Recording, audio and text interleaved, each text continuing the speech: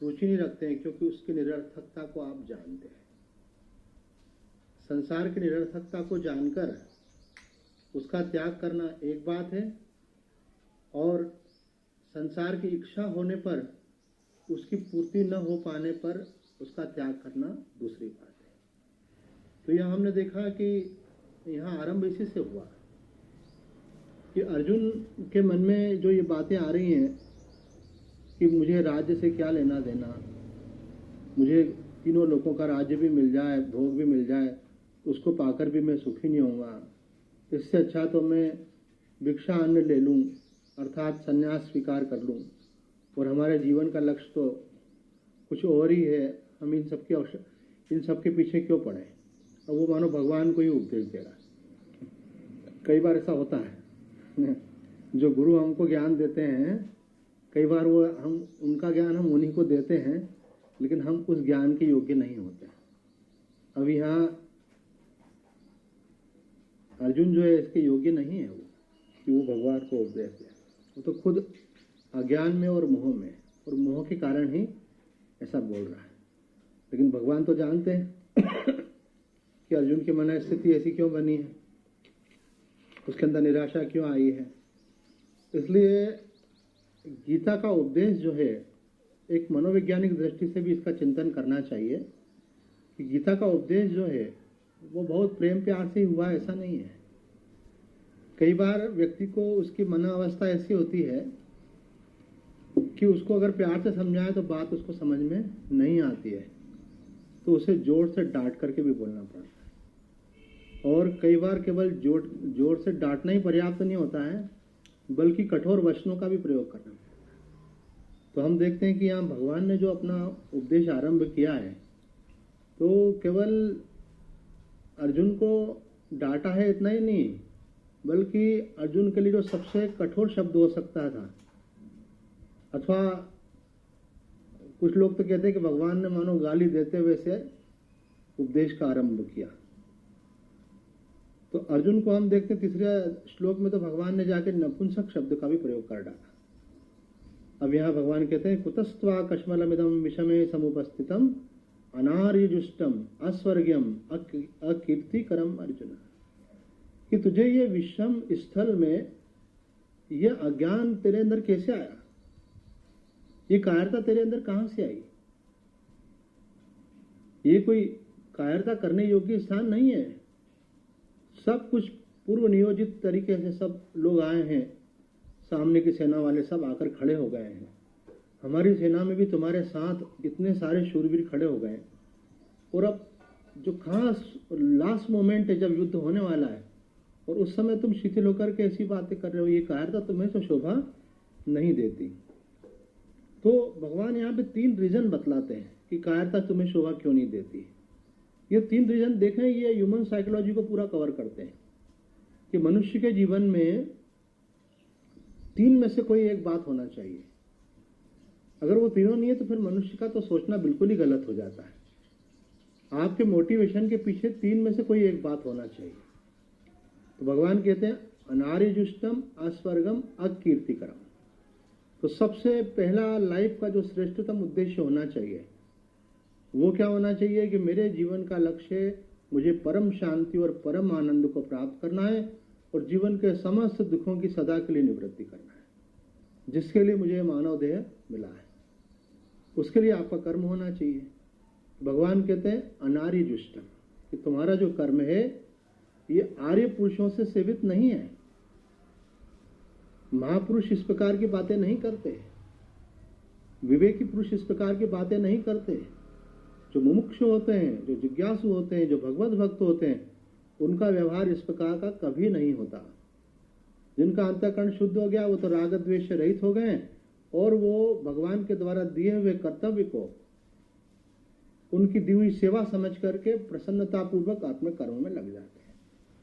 अब ये धर्म युद्ध है, और भगवान ने अवसर दिया अर्जुन को कि तुम इतने शूरवीर हो, इतनी सारी विद्याओं से संपन्न हो, इतना तुम्हारे अंदर शस्त्रों का कौशल है, और धर्म की रक्षा के लिए तुम उसका उपयोग करने का तुमको अवसर आया है, और तुम्हें करना चाहिए।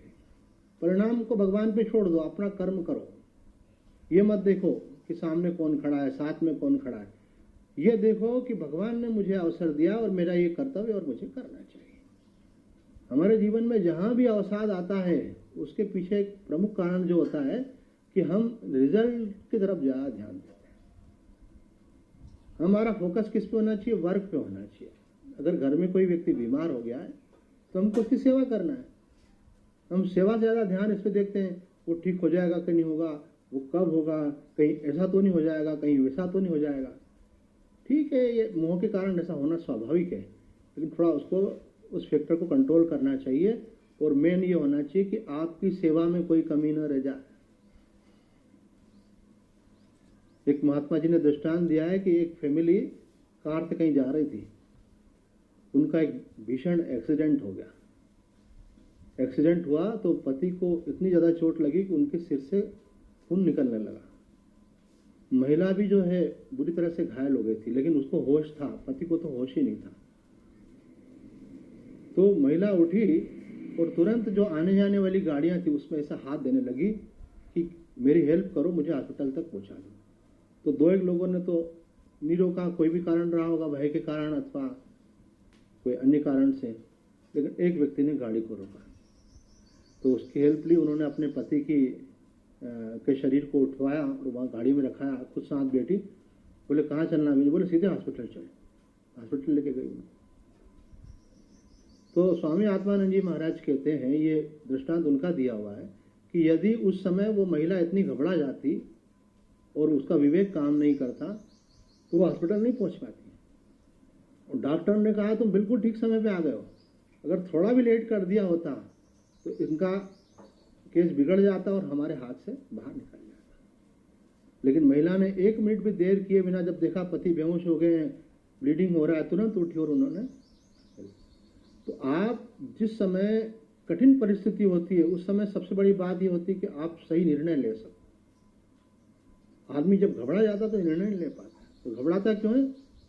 उसका ध्यान परिणाम पे चला जाता, कहीं ऐसा ना हो जाए, कहीं ऐसा ना हो जाए। अरे वही है वही जो राम रचि राखा। आप तो अपना कर्म करो, वर्तमान में आपको अपना कर्म करना है। यहाँ अर्जुन अपना कर्म करने से पीछे हट रहा है। अर्जुन हमारा प्रतिनिधि है। हम लोग भी अपने जीवन में जब संकट आता है तो हम घबरा जाते हैं, तो अपना कर्तव्य भूल जाते हैं, बुद्धि काम नहीं करती है। तो बाद में बोलते हैं अरे मुझे ऐसा याद नहीं आया, नहीं तो मैं ऐसा कर लेता। क्यों याद नहीं आया भैया? याद इसीलिए नहीं आया कि उस समय आपका परिणाम पर ध्यान चला गया था, और परिणाम में भी फिर निगेटिविटी की तरफ ध्यान चला गया। नकारात्मक चिंतन जब मन में आ जाता है तो आदमी भयभीत हो जाता है। तो हम यहाँ देखते हैं कि भगवान कहते हैं अर्जुन ये तेरा कर्म अनार्य जुष्टम है, अर्थात आर्य पुरुषों से सेवित नहीं है।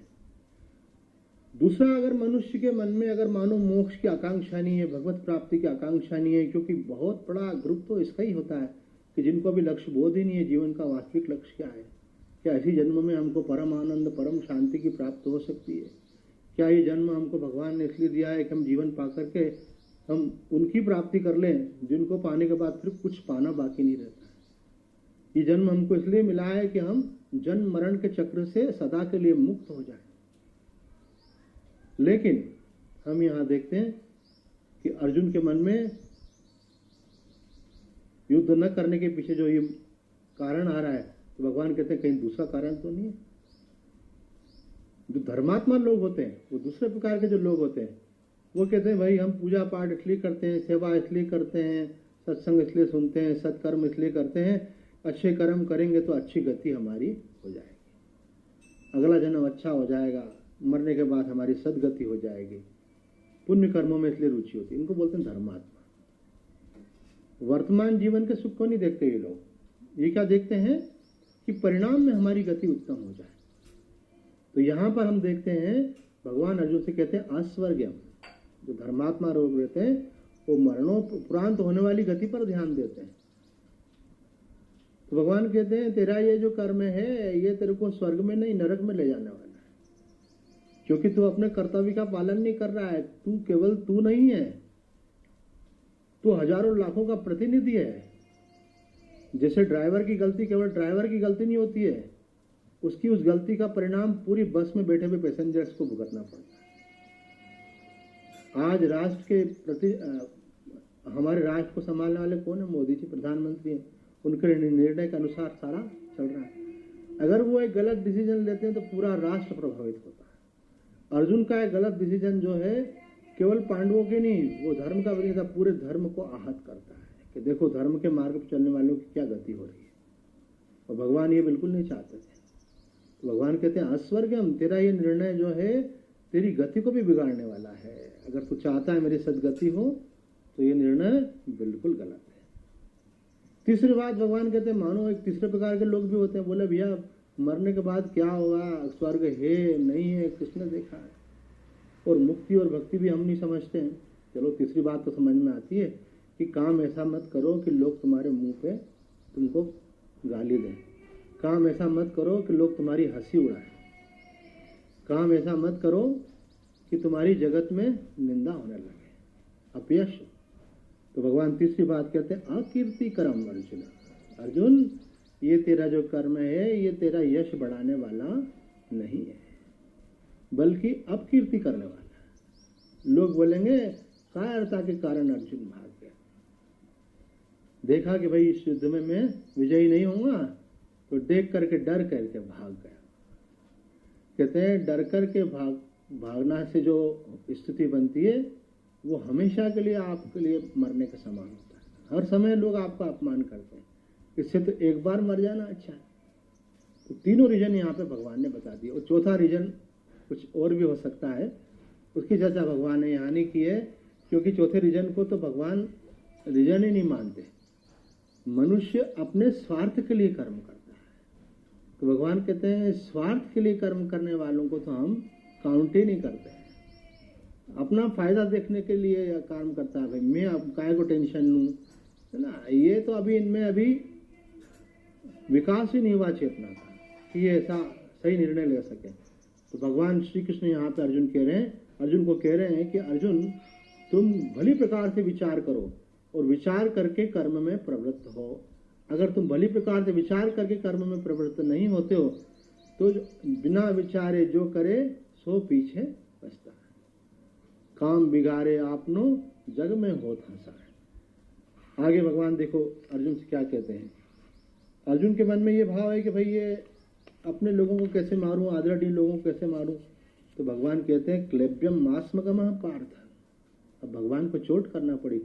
जब ऐसा बोलने पर भी अर्जुन के अंदर क्या होता है कि बॉडी लैंग्वेज देखी जाती है, फेस एक्सप्रेशन देखे जाते हैं जब किसी को बोला जाता है।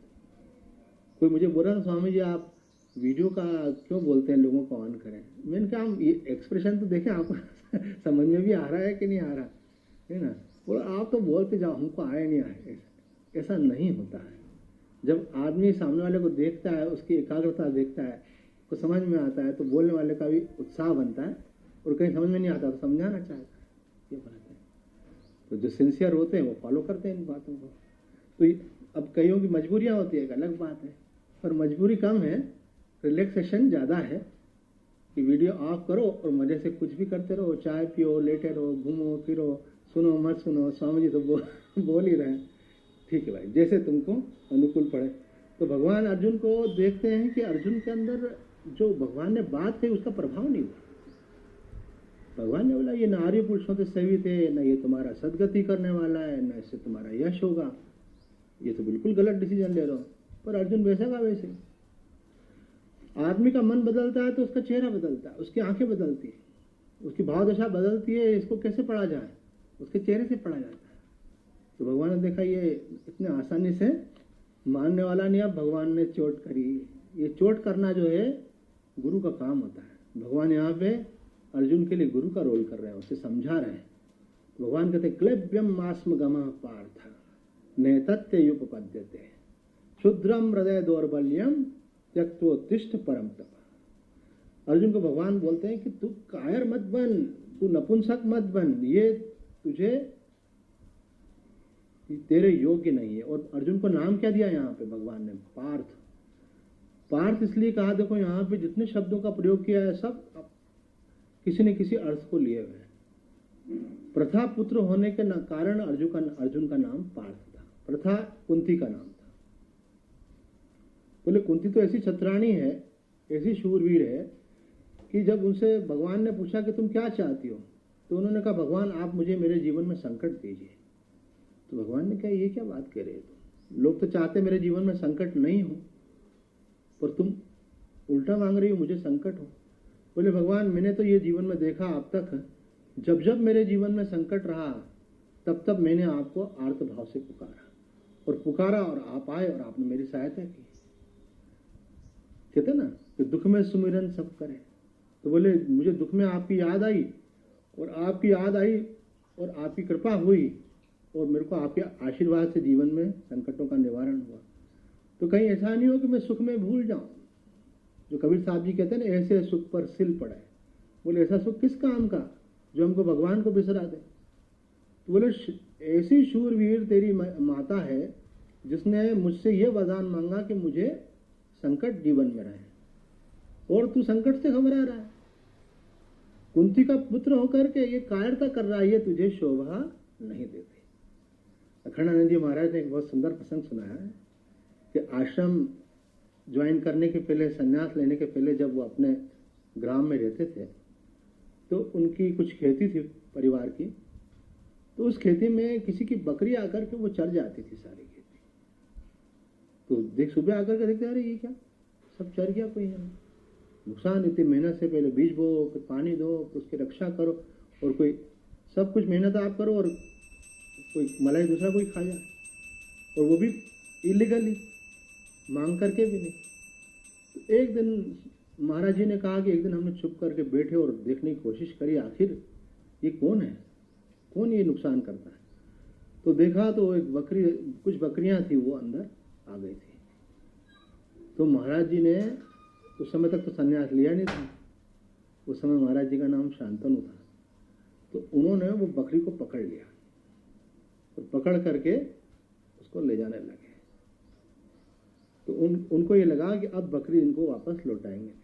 तो एक व्यक्ति ने देख लिया, बोले पंडित जी जो है सब बकरियों को पकड़ करके ले जा रहे हैं, और उनका इरादा था कि अब इनको छोड़ेंगे नहीं, वापस नहीं लौटाएंगे। तो उन्होंने महाराज जी को प्रणाम करा। बोला महाराज जी ये आपके योग्य नहीं है, आप, उन्होंने तो आपके प्रति अपराध किया, लेकिन आप उनके ही जैसे हो जाए और आप भी ऐसा काम करें तो ये आपको योग्य नहीं। तो महाराज जी ने कहा कि वो कुछ और कहता तो हमको शायद उतना प्रभाव नहीं होता, लेकिन उसने जब ये वाली बात कही कि ये महाराज जी ने बोला पंडित जी ये आपके योग्य नहीं है, बोले ये आपके योग्य नहीं। तो कभी कभी कोई बात ऐसे दिल को लग जाती है। तो भगवान ने अर्जुन को बोला कि ये तुम्हारे योग्य नहीं है, ये तुमको शोभा नहीं देता है। कोई साधारण व्यक्ति हो और वो पलायन कर जाए तो कोई बात नहीं है, लेकिन तुम्हारे जैसा शूरवीर बताओ, जिसको पाशुपत्र अस्त्र मिला हुआ है, जिनको इंद्र से अस्त्र मिले हुए हैं,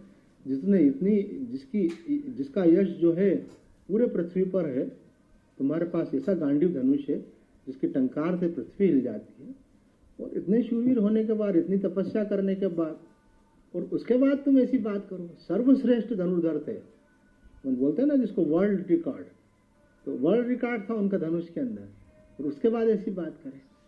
तो अर्जुन तो यहाँ हम देख रहे हैं प्रतिनिधि है, ये सब बातें हमारे लिए कही जा रही हैं।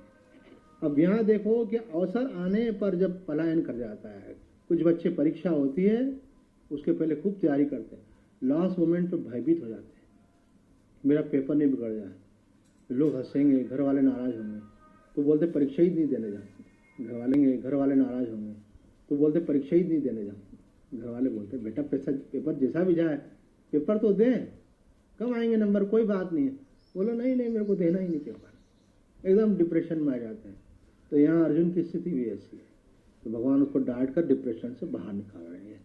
एक शिक्षा भगवान हमको ये अपने लिए भी दे रहे हैं, और चूंकि हम घर में किसी न किसी के लिए तो बड़े हैं, तो इसलिए भी दे रहे हैं कि आप अपने परिवार में अगर किसी को कोई बात समझाते हैं तो थोड़ा सावधानी इस बात की रखें कि हमेशा प्यार से नहीं समझाएं।